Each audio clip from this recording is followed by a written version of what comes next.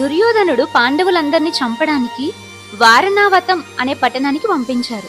అక్కడ దుర్యోధనుడు వేసిన కుట్ర పాండవులకు తెలిసిపోయింది.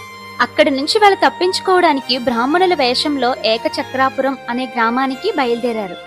ఆ సమయంలో ఆ రాజ్యానికి రాజైన ద్రుపదుడు తన కుమార్తె ద్రౌపదికి స్వయంవరం ప్రకటించాడు. స్వయంవరం మండపం ఎంతో అద్భుతంగా నిర్మించారు. ఉక్కు తీగలతో పురిపెట్టిన ఒక పెద్ద విల్లుని స్వయంవరం మధ్యలో ఉంచారు. ఆ విల్లును వంచి నారిని సంధించి బాణం ఎక్కుపెట్టి పైన చాలా ఎత్తులో ఉన్న చేపను ఒకే దెబ్బలో కొట్టాలి. మధ్యలో ఒక చక్రం గిర్రం తిరుగుతా ఉంటుంది. దానికి ఏ మాత్రం తగలకుండా దాని మధ్య గుండా బాణం వేయాలి. అలా వెయ్యగలిగిన వీరుణ్ణి ద్రౌపది పెళ్లాడుతుంది. దుర్యోధనుడు, కర్ణుడు, శిశుపాలుడు, జరాసంధుడు లాంటి ఎంతో మంది యోధులు అక్కడున్నారు. బ్రాహ్మణుల వేషాల్లో పాండవులు కూడా వెళ్లారు.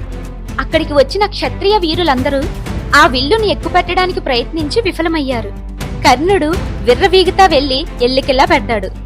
చివరికి మారువేషంలో ఉన్న అర్జునుడు చాలా తేలిగ్గా లక్ష్యాన్ని కొట్టగలిగాడు.